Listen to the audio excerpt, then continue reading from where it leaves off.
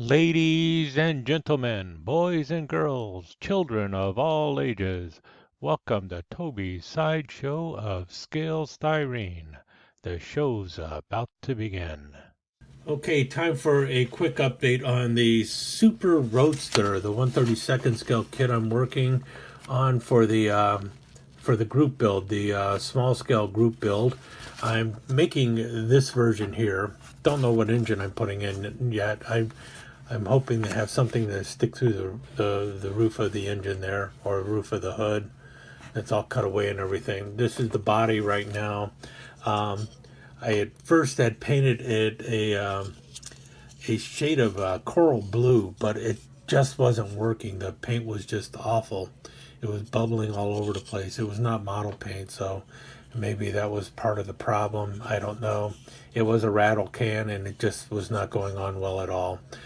So I broke out the only color I had available that was a true model can, and that was the Tamiya Racing Green. So that's by default the color that the car was going to come into. I had planned on doing the seat. Originally, I was looking at two shades of blue, but the light blue wasn't working, and now I've got a dark blue, and so I thought, well, I'll go with Tamiya Sky here, the XF21. But when I lined the seats and everything, well, let's put it in here. Let's see what it looks like. I don't know about you, but to me that looks like the seat has turned into a bunch of Italian bread. You know, just a bunch of loaves of Italian bread, and that just doesn't cut it for me. And so, got to figure out what color I'm going to paint the interior. I'm leaning now towards maybe a gold seat with the rest of the interior a yellow. It's going to have to go light because the inside is dark. I don't want to go black with this because if I go black, then any kind of detail is just going to be missing. So, but maybe a gold seat would work, and then like a yellow interior, which means painting it sky is not going to be a problem because that yellow would not go over the blue anyway. So, I'm going to have to finish painting it sky. The other thing I was working on was the tires. I've been running into one problem after another. The tires are hollow on the backside, so I was going to fill them in. And well, the smaller tires are going along pretty well because I have a proper sized tube of evergreen tubing, and it fits the hole just perfectly. So I'm just having to fill in the little gap with a little filler. These I wasn't as fortunate. I don't have a wide enough tube, and unfortunately, the one hobby shop that I'm near, G&G Hobbies in Griffith, Indiana, the owner recently passed away, and it looks like the shop is going to be no more. They're just going to close it down, and so I can't even get to a hobby shop. So I've ordered what I need. I need to order some new putty because the Squadron putty was just too old and it's not working at all. It's like liquid. I had peel out the white, which came out brown. This is the gray Squadron putty, and it's just like liquid. So I'll probably have to peel that out again. I've got some Mr. Hobby filler coming, so hopefully it will work. And I might be able to just put it right over the top of this. It does seem hard now, but just did not work. It's like one little thing after another.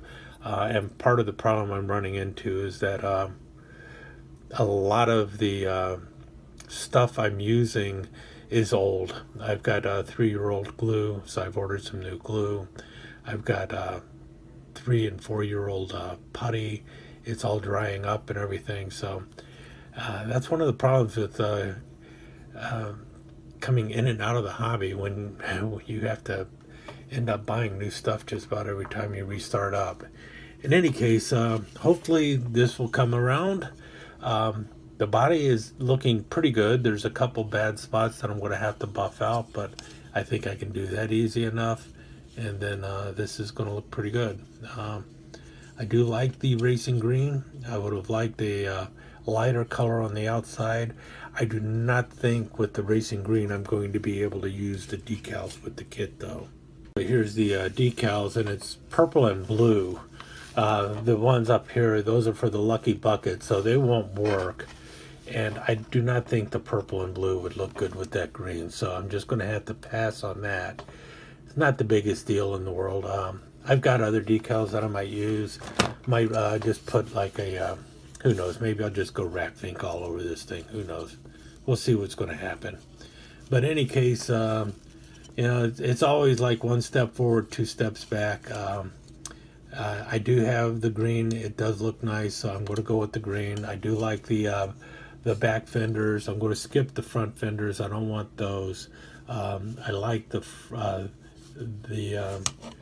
the hood there. That's probably the engine I'll use. I'll throw the 6 carbs out the front, and then and put on this front end there. So that'll look good, pretty good. That's probably the way it's going to be set up. Just different decals. Yeah. So this one here. That's probably the direction I'm going. Might use these pipes though. Might use those pipes with that hood, yeah, with that setup. Yeah, that's the plan. These pipes, the rest of it will be like 5A. So there we have it. Anyway, that's the where I'm at right now with the small scale group build. Um, we'll see how it goes.